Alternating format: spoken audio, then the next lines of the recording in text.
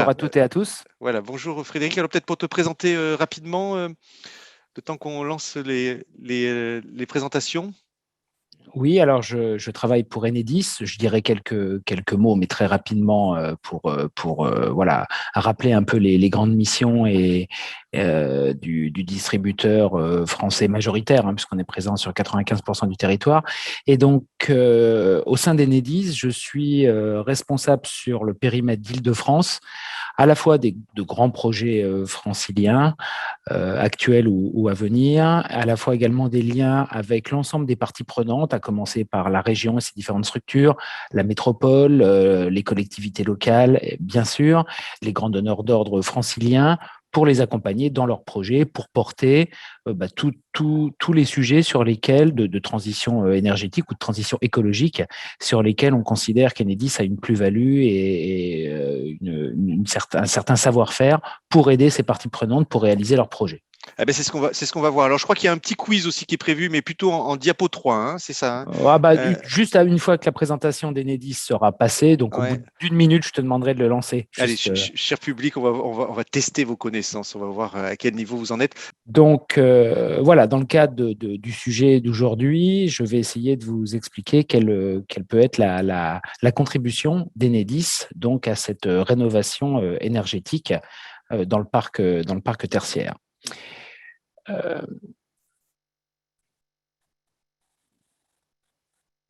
Alors, quelques mots sur Enedis. Rapidement, j'imagine que pour la plupart, vous connaissez le rôle d'Enedis, qui est un exploitant, on va dire, historique du réseau, mais qui aujourd'hui est un exploitant d'un réseau électrique plus connecté, plus intelligent, smart, comme on aime parfois le dire, bidirectionnel, parce qu'on a depuis quelques années, ça va faire que s'amplifier, forcément des clients en sous-tirage qui consomment, mais également des clients en injection. Et donc, le réseau devient bidirectionnel. Pour vous donner quelques chiffres, Enedis, c'est 38 000 salariés à travers toute la France, puisqu'on est présent sur 800 sites, 37 millions de clients, un nombre de kilomètres de lignes haute tension et basse tension assez important, hein, 35 fois le tour de la Terre, c'était pour l'anecdote, donc plus d'1,4 million de kilomètres de lignes électriques. Nous sommes le distributeur des Français sur 95% du territoire, un chiffre d'affaires annuel de 14 milliards d'euros, et puis des investissements très, très importants.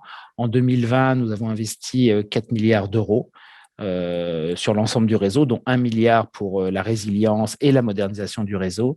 Et puis, on a fait une étude, alors, ce n'est pas de la prospective, parce que c'est horizon 2035, mais jusqu'entre aujourd'hui, 2021 et 2035, c'est plus de 70 milliards d'euros qu'Enedis va investir sur le réseau.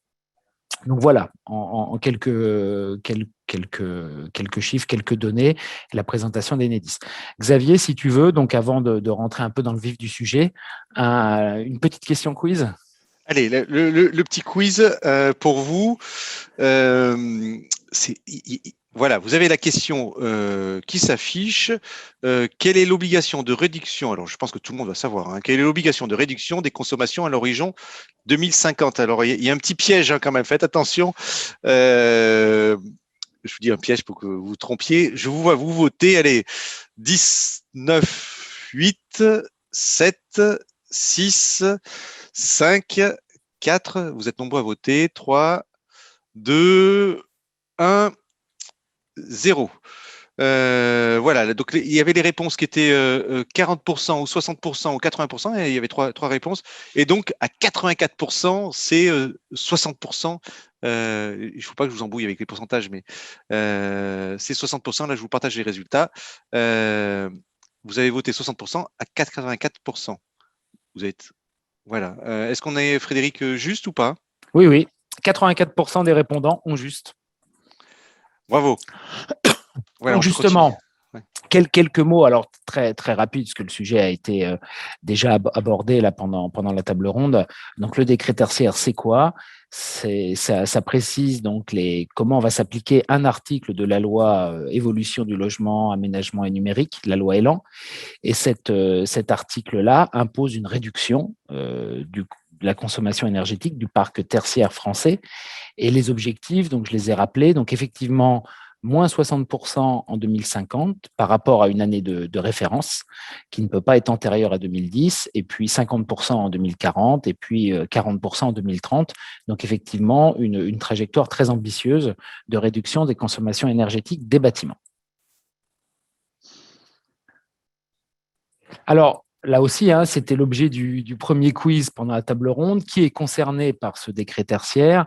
Les bâtiments aujourd'hui, ça peut évoluer peut-être à partir de 500 mètres carrés, mais en tout cas, à date, ce sont les bâtiments existants à usage tertiaire de plus de 1000 mètres carrés. Donc, en fonction de la rédaction des baux, l'obligation peut soit s'imposer aux bailleurs, soit aux locataires. Alors, Xavier, tu évoquais les modalités de suivi, ou plutôt les sanctions. Je reviendrai un petit peu après sur la plateforme informatique créée et gérée par l'ADEME à compter de cette année, la Opérate. Mais en tout cas, s'il y a un non-respect des trois obligations de baisse des consommations énergétiques mentionnées avant, il y a une amende qui peut aller jusqu'à 7 500 €. Et puis, donc, le principe du name and shame, c'est-à-dire le nom on va dire, de l'assujetti qui ne va pas respecter ces obligations du décret tertiaire, pourront être pointés du doigt, entre guillemets, voilà, un peu le principe des mauvais élèves pointés du doigt. Donc, voilà les sanctions qui sont prévues en cas de non-respect des trois seuils rappelés juste avant. Alors, ce que prévoient les textes, là aussi, assez rapidement, donc une plateforme Opérate qui s'appelle l'Observatoire de la performance énergétique, de la rénovation et des actions du tertiaire. Elle doit permettre aux propriétaires, aux preneurs à bail, donc de répondre à ces différentes obligations. Et cette plateforme, c'est une plateforme de recueil et de suivi des consommations d'énergie. Donc, ça doit vraiment être un outil, d'après les discussions que nous avons pu avoir, j'y reviendrai là aussi avec l'ADEME, qui va accompagner les acteurs dans justement le pilotage de leur réduction de consommation. Le but, les deux enjeux principaux, c'est à la fois constituer une base de données qui pourra servir de référence, de benchmark sur l'énergie dans l'immobilier tertiaire. En fonction, on peut imaginer des agrégats géographiques, des agrégats par catégorie d'activité, et puis également de permettre aux gestionnaires de bâtiments d'avoir une évaluation annuelle de leur performance énergétique sur tout leur patrimoine ou une partie de leur patrimoine en fonction de l'audit qui aura été fait et puis donc du plan d'action qui aura été décidé. Alors, aujourd'hui, il y a la possibilité d'accéder à une première version de l'application Opérate, mais donc il y a un message qui explique qu'il y a un petit peu de retard et que les fonctionnalités qui vont permettre justement aux différentes personnes d'enregistrer leurs données, elles vont être développées progressivement dans le courant de l'année 2021 pour répondre à ces obligations-là. Donc, la saisie des éléments bâtimentaires, la saisie de la consommation de référence de ces éléments bâtimentaires, et puis la saisie des consommations énergétiques, la récupération des données des distributeurs, que ce soit ELEC, Enedis ou Gaz, GRDF, à partir de l'été 2021. Donc, l'ADEME prévoit effectivement, malgré le retard de mise à disposition, que les développements de la plateforme permettront le respect des échéances du décret. Si je viens un petit peu plus dans la partie modalité que nous avons discuté, notamment avec l'ADEME, ce qui va se passer, c'est que le site Opérate, il va proposer donc aux propriétaires ou aux bailleurs de donner son accord pour que l'ADEME, par rapport à une liste de PRM, donc les PRM, c'est les points de livraison. Donc, une commune, on peut imaginer qu'elle a X points de livraison qu'elle définit, qu'elle va déposer sur le site Opérate. Et puis, donc, c'est l'ADEME qui va ensuite récupérer auprès d'Enedis les consommations annuelles. Alors, concernant Enedis, on avait des problèmes sur l'année 2010, des problèmes qui ne nous permettaient pas de garantir la fiabilité des données. Et donc, il a été convenu qu'Enedis fournirait l'historique 2011-2019. Une fois que cet historique de consommation annuelle par PRM, par point de livraison, donc a été transmis, c'est bien à l'assujetti de choisir son année de référence. Et puis, une fois que cela est fait, Enedis, après, chaque année, va pouvoir transmettre les consommations annuelles à travers son outil de gestion des échanges. Donc, il y a un guide utilisateur qui est toujours d'actualité, mais également, d'après nos derniers échanges avec l'ADEME, il a pris également un petit peu de retard. Donc voilà, Xavier, j'ai fait vite. J'espère avoir été clair. Et puis, je suis prêt à répondre forcément à des questions ou à préciser un petit peu le mode de transmission des informations à partir de 16 heures si certains le souhaitent. Voilà, mais on a quelques questions d'abord à te poser, là, une ou deux questions. Il nous reste encore 4 minutes. Alors, il y a Martin qui demande de revenir sur une phrase que tu as dite, qui est, tu la vois d'ailleurs dans les questions-réponses, hein, si tu cliques sur l'onglet en bas, questions-réponses, QR. Pouvez-vous préciser votre phrase, s'il vous plaît, en fonction de la rédaction des baux? L'obligation relève soit du bailleur, soit du locataire. Effectivement, donc est-ce que tu peux préciser? Alors non, je ne vais pas vraiment préciser parce que je ne suis pas spécialiste de rédaction de bail. Cela étant dit, d'après ce que j'ai compris, c'est que naturellement, on peut penser que ces obligations-là s'imposent aux propriétaires, aux bailleurs. Maintenant, on peut aussi imaginer, et là, il faudrait plus se tourner vers des spécialistes de baux, qu'une rédaction particulière peut, en toute connaissance de cause, faire porter ces obligations de réduction des consos aux preneurs à bail, aux locataires. Mais non, je n'ai pas plus de détails que ça. Une question d'Éric. Bonjour, quel historique est accessible via Enedis? Ça peut dépasser 3 ans. Alors oui, ça va dépasser 3 ans puisque ce qu'on va fournir, c'est-à-dire que dès qu'un bailleur, par exemple, il va envoyer, il va mettre sur le site Opéra 10 points de livraison. En fait, pour ces 10 points de livraison, donc on peut imaginer 10 bâtiments à usage tertiaire appartenant à la commune, Enedis va renvoyer via l'ADEME les consommations annuelles pour ces 10 bâtiments depuis 2011, donc 2011, 2012, 2013 jusqu'à 2019. Oui, donc il y a ces 10 années. Hein. Alors, il y a une question. Alors, je vois, il y a plein de questions après qui vont être. Est-ce que c'est un service payant? Voilà, c'est Olivier, c'est Eric, pardon, qui continue. Non, c'est pas un service payant. Oui, donc tout ça, vous l'avez automatisé. Hein, ça fait partie des voilà, ça fait partie de nos discussions avec l'ADEME. Donc les discussions sont passées.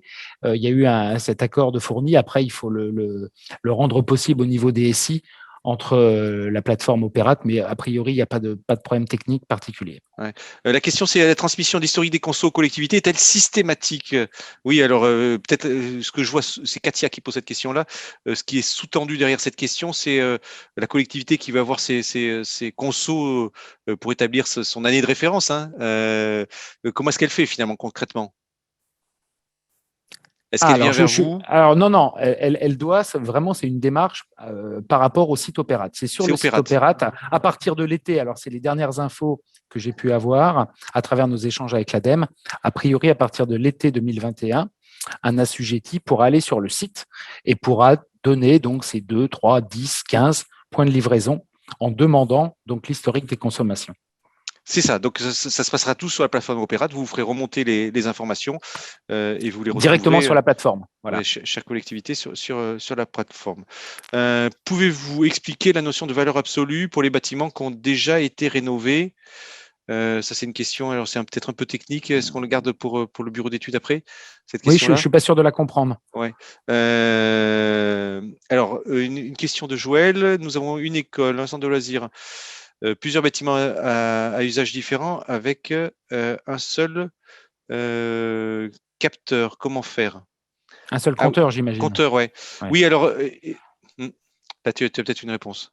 Ma réponse, ça va être un peu une réponse de Normand. Encore une fois, nous, pour Enedis, je parle, si on nous fournit un point de livraison, en l'occurrence un compteur unique, on va remonter à la fois les données historiques 2011-2019 de ce point de comptage unique, et puis après, on va transmettre les consommations annuelles.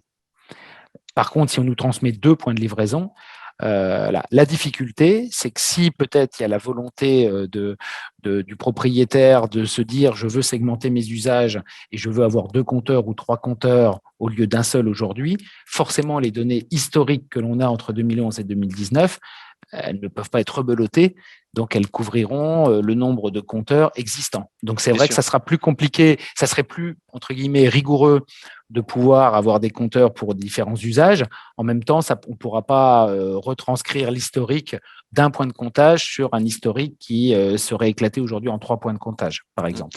Je crois savoir, là je passe sous ton contrôle peut-être Frédéric, il y a des bureaux d'études qui, quand elles commencent leur travail, elles mettent des sous-compteurs de manière à pouvoir distinguer les consommations par bâtiment et avoir une analyse plus fine pour définir ces objectifs. Oui. Bien sûr, hein, même dans une maison, il y a possibilité de faire des expérimentations sur une durée forcément un peu plus limitée, en pouvant différencier et segmenter les consommations énergétiques en fonction des usages ou d'autres critères. Après, voilà, nous Enedis, ce qu'on peut faire, c'est transmettre un historique après un réalisé, mais c'est plutôt à des bureaux d'études de pouvoir faire ce travail un peu plus fin et forcément avec une profondeur d'historique, à mon avis, qui sera plus limitée. Bien sûr. Qui sera à date par rapport à l'installation du sous-comptage, bien entendu. Voilà, merci beaucoup Frédéric pour Enedis, c'était très clair. C'est vrai que c'est utile de parler de ces données et de tout le travail que vous allez faire, parce que c'est le point de départ de tout ce décret, et tu as permis de clarifier ça pour le public. Donc on va continuer tout de suite avec, il y a des questions qui se posent sur les bureaux d'études. On va continuer tout de suite, donc je vais te remettre en spectateur et on se retrouve, ah oui pardon Frédéric, on se retrouve donc à 16h dans ta salle vers 16h, 16h15. Hein, je pense qu'on va prendre un peu de retard dans ta salle privée. Hein, c'est bien ça? Ouais, c'est ça. Est-ce qu'il y a quelque chose de particulier que tu vas présenter dans cette salle? Non, je rappellerai le rôle qui, pour moi, est le plus fondamental pour ce degré, mais également pour d'autres actions, notamment dans la transition énergétique. C'est la certification de données. On est là vraiment comme un acteur neutre, reconnu comme tel, mais pour pouvoir certifier la qualité des données à la fois sur l'historique. C'est pour ça qu'on n'a pas voulu prendre l'année 2010 parce on ne pouvait pas le faire. Mais voilà, ce rôle de certificat de données et puis comment les données vont être transmises concrètement un petit peu plus. Mais voilà, j'ai déjà un petit peu effleuré le sujet pendant ma présentation. Voilà, super. En tout cas, merci beaucoup Frédéric.